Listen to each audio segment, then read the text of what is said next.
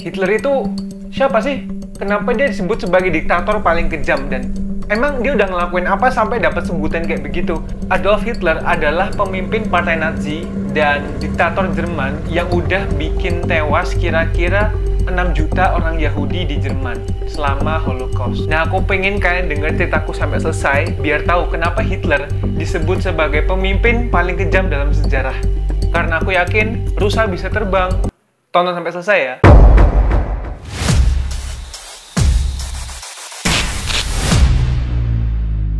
Adolf Hitler lahir tanggal 20 April 1889 di Austria-Hongaria. Ayahnya Hitler namanya Alois Schrick-Gruber, lahir pada 7 Juni 1937, lahir di luar nikah. Tapi akhirnya dia ngikutin nama belakangnya jadi kayak nama ayah tirinya, jadi Alois Hitler. Alois kerjaannya bea cukai menengah yang gajinya itu lumayan lah. Dia akhirnya nikahin wanita yang lebih kaya namanya Anna Glashörer tahun 1873. Tapi nggak lama kemudian, dia itu mulai selingkuh sama Franziska Matzelsberger. Dia itu ART yang lebih muda, lahirnya sekitar 1880. Alois ini agamanya Katolik. Nah, pada saat itu, gereja itu nggak ngebolehin ada perceraian. Jadi, dia nggak bisa nikahin Franziska. Dia nunggu sampai istri pertamanya meninggal tanggal 6 April 1883. Habis itu bulan depan, tanggal 22 Mei 1883, dia nikahin Franziska ART-nya itu. Dari pernikahan itu, mereka punya anak. Tapi Franziska nggak lama kemudian sakit. Nah, habis itu, si Alois minta tolong sama sepupunya buat ngerawat si Franziska. Tapi nggak lama habis itu, Franziska meninggal tanggal 10 Agustus 1884. Nah, pas Franziska meninggal, nggak lama kemudian Alois ini nikahin sepupunya sendiri, si Clara. Clara sama Alois akhirnya punya 3 anak, tapi semuanya meninggal tragis. Jadi pas anak keempat lahir, si Adolf Hitler, Adolfnya dimanjain banget, karena dia satu-satunya anak yang masih hidup dan sehat. Dan akhirnya keluarga Hitler punya 2 anak lagi. Keluarga ini pindah-pindah tempat tinggal terus selama 1892 sampai 1897. Nah, gara-gara itu Adolf harus pindah-pindah sekolah pas waktu SD itu 5 kali, teman-teman. Ayahnya Adolf ini galak banget. Jadi si Adolf ini sering dibentak sama dipukulin gitu. Nah, gara-gara itu hubungan mereka tuh nggak terlalu deket, malah agak srek nggak tahu bahasanya. Nah, si Adolf kok sama ibunya malah manja banget, sayang banget. Soalnya ibunya kan nggak pernah marahin, selalu dikasih tau baik-baik gitu. Dan yang paling khawatir sama kesehatannya. Adolf ini prestasinya bagus banget di sekolah. Sekitar tahun 1892 sampai 1895. Guru-guru tuh pada muji dia semua. Terus dia tuh juga famous di antara teman-temannya. Banyak orang yang suka main sama dia. Tapi seiring bertambahnya umur, tahun 1897 teman-teman, dia ini mulai dapat masalah. Dia tuh pernah ketahuan ngerokok. Terus dia tuh suka ngebantah gurunya, sama dia tuh pernah mimpin penyerbuan ke kebun lokal. Habis itu buahnya tuh diambilin gitu.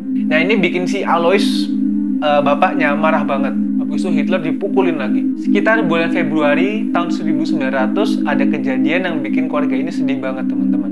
Adiknya si Adolf namanya Edmund itu yang masih umur 6 tahun meninggal, dan dia akhirnya dikubur di depan rumah mereka. Nah, di sekitar waktu ini tetangga ini bilang ada perubahan sikap sama si Hitler. Dia ini mungkin stres gara-gara adiknya meninggal. Gara-gara itu dia nggak naik kelas di tahun 1901. Dia jadi males banget baca buku pelajaran sekolah. Dan sebaliknya teman-teman, di waktu itu dia tuh malah suka gambar sama baca buku, dan gambarannya tuh bagus banget. Nah, suatu hari ayahnya tuh bilang ke si Hitler, "Nah, besok kamu bakal jadi pejabat publik hebat kayak ayah." Gitu. Nah, Hitler tuh nggak mau.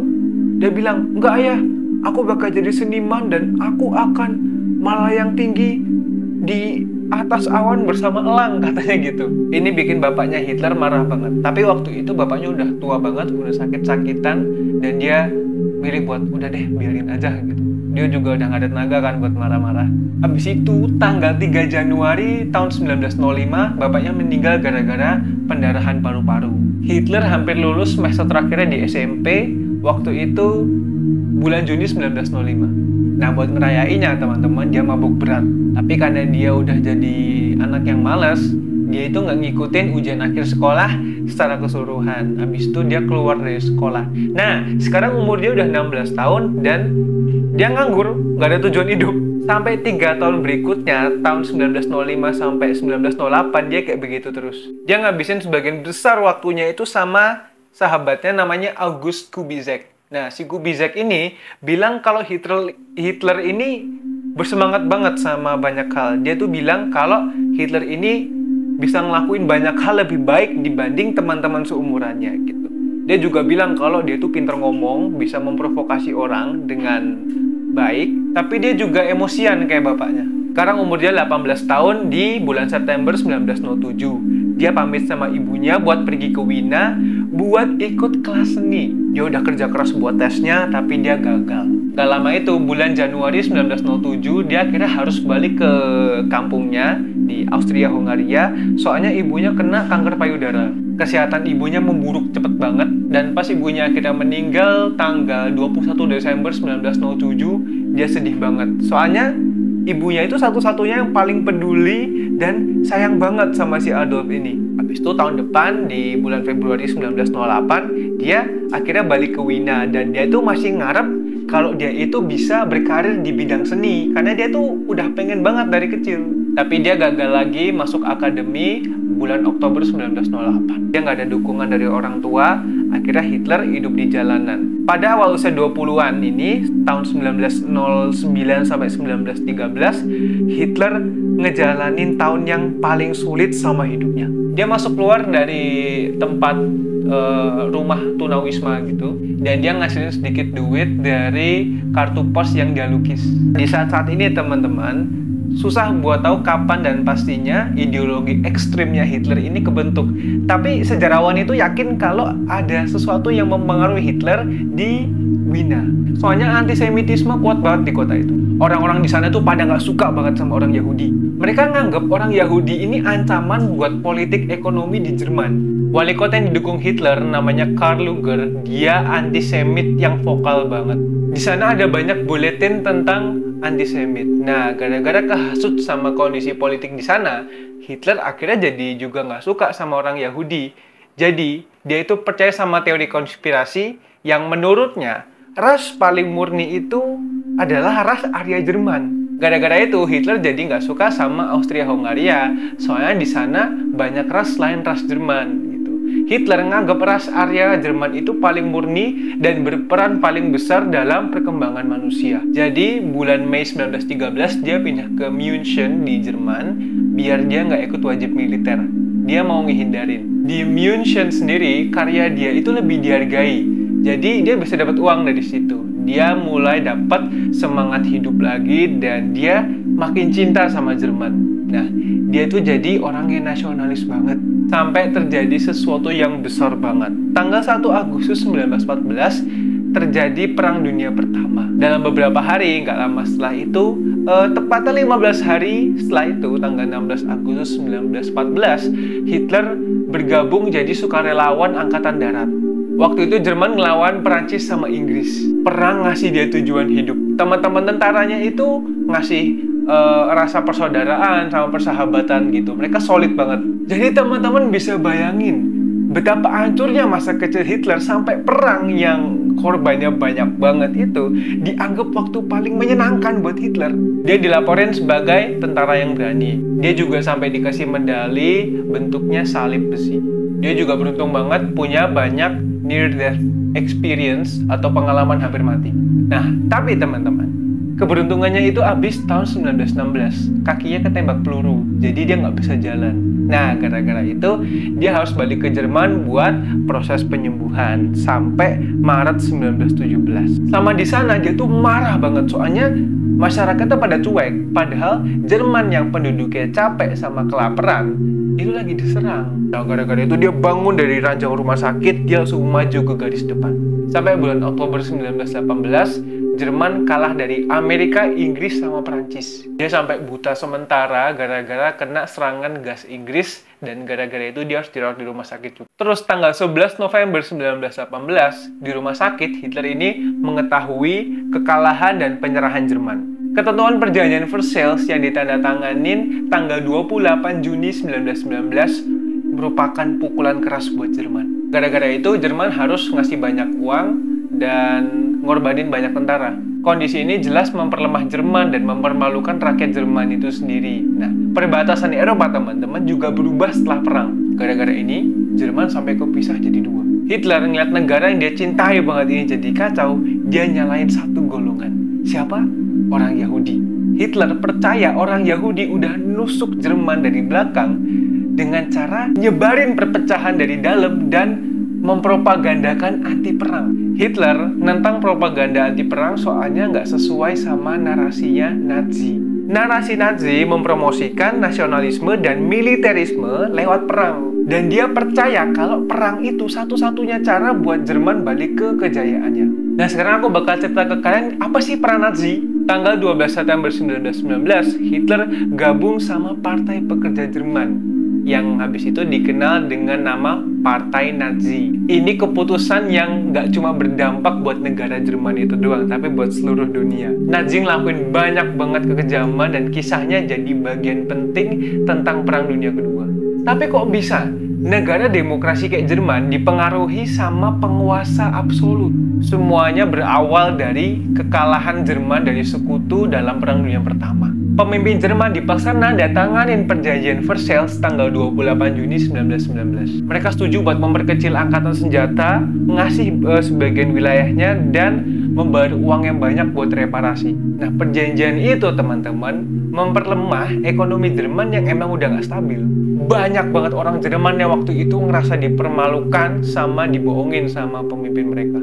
Rakyat-rakyatnya tuh pada takut kalau Jerman ini malah ngalamin kemiskinan sama kemunduran. Nah, di momen yang pahit banget ini Hitler naik ke panggung. Dia kan pinter ngomong ya. Nah, dia itu bisa berempati dan menangkap semua perasaan masyarakat, semua kekecewaan masyarakat. Dia bilang kalau Jerman itu lebih kuat kalau kita bersatu. Dan di pidato itu juga dia bilang itu semua salah orang Yahudi. Hitler sama pengikutnya nyoba kudeta pemerintah tanggal 8 sampai 9 November 1923 yang dikenal sebagai Beer Hall Putsch. Maaf kok salah bacanya ya. Nah, tapi rencana itu gagal teman-teman. Hitler dipenjara karena pengkhianatan kira-kira kurang dari 9 bulan. Selama di penjara, dia nulis Mein Kampf yang isinya tentang ideologi ekstrim antisemitnya dan nasionalismenya. Meskipun kudetanya gagal, dia itu malah tambah terkenal gara-gara itu. Habis itu, bulan Oktober tahun 1929 terjadi depresi besar. Ini teman-teman, dalam semalam aja ekonomi Jerman hancur. Jutaan orang di malam itu kehilangan pekerjaan mereka. Hitler melihat kekacauan ini sebagai kesempatan dia buat merebut kekuasaan. Dia akhirnya ngekritik pemerintah dengan keras pakai pidatonya. Dia berjanji buat balikin Jerman ke kejayaannya. Orang-orang Jerman yang udah lama menderita, akhirnya mereka percaya kalau mereka itu mungkin sudah menemukan penyelamat mereka. Di pemilu Jerman tahun 1932, Nazi menang mayoritas kursi di parlemen. Hitler nyalonin diri sebagai presiden bulan Maret sampai April 1932, tapi kalah. Tapi karena dia popularitasnya meningkat, tanggal 30 Januari 1933, Presiden Paul von Hindenburg ngangkat dia jadi kanselir. Jadi kanselir itu kayak kepala pemerintahan gitu teman-teman. Sebagai kanselir teman-teman, dia nggak pengen buang-buang waktu. Dia langsung memperbesar militer Jerman bulan Maret 1935 dan ini melanggar perjanjian Versailles. Nazi jadi satu-satunya partai dan mereka juga ngeksekusi lawan politik. Jadi cuma golongannya orang-orangan Hitler aja di situ. Undang-undang antisemit kayak hukum Nuremberg tanggal 15 September 1935 ngelarang orang Yahudi bekerja, milih, atau nempatin ruang publik. Terus Departemen Propaganda juga memproduksi seni, film, buku, bacaan, semuanya pokoknya yang muji Hitler, yang mendukung visi misinya tentang Jerman yang lebih baik. Habis itu, setelah kematian Presiden Paul von Hindenburg, tanggal 2 Agustus 1994, Hitler menyatakan diri dia sebagai Führer atau diktator absolut. Di sini mulai terjadi pemusnahan sekitar 6 juta orang Yahudi, termasuk orang Romani, penyandang disabilitas, terus tahanan politik, yang memuncak sekitar tahun 1941 sampai 1945 dalam Holocaust. Hitler di sini udah megang kendali total. Ini netapin panggung buat Perang Dunia Kedua yang mulai 1 September 1939 pas Jerman nyerang Polandia yang bikin lebih dari 70 juta korban di seluruh dunia. Hitler diduga bunder di bunker Berlin tanggal 30 April 1945. Nggak ada bukti lain yang kredibel yang menunjukkan kalau dia itu meninggal di tempat lain. Intinya teman-teman, orang Yahudi dihilangkan nyawanya secara massal karena Hitler itu ada ideologi antisemit yang dipromosikan Hitler sama partai Nazi. Mereka mandang orang Yahudi sebagai musuh rasial yang dianggap bisa ngancem kemurnian ras Arya dan kestabilan politik ekonomi di Jerman. Propaganda Nazi nyalahin orang Yahudi atas masalah sosial yang kejadian di Jerman, yang ujung-ujungnya teman-teman malah ngarah ke diskriminasi, deportasi, dan genosida selama Holocaust di tahun 1941 sampai 1945. Selain 6 juta orang Yahudi, Nazi juga menghilangkan nyawa termasuk orang Romani, penyandang disabilitas, sama tahanan politik. Cerita ini teman-teman garis besar dari kehidupan masa kecil Hitler sama peran partai Nazi. Soalnya cerita tentang Perang Dunia Kedua itu rumit banget teman-teman. Detailnya itu banyak banget. Dan misal kalau ada teman-teman yang suka banget sama sejarah, bisa ngelengkapin ya tentang Perang Dunia Kedua atau Hitler atau partai Nazi ini di kolom komentar. Biar kita semua jadi tahu nanti. Terima kasih sudah nonton sampai selesai. Like, share, dan komentar. Kalian pengen aku cerita sejarah apa lagi? Pencet tombol merah dan notifikasinya, biar kita bisa ketemu lagi di next video. That's it. Bye-bye.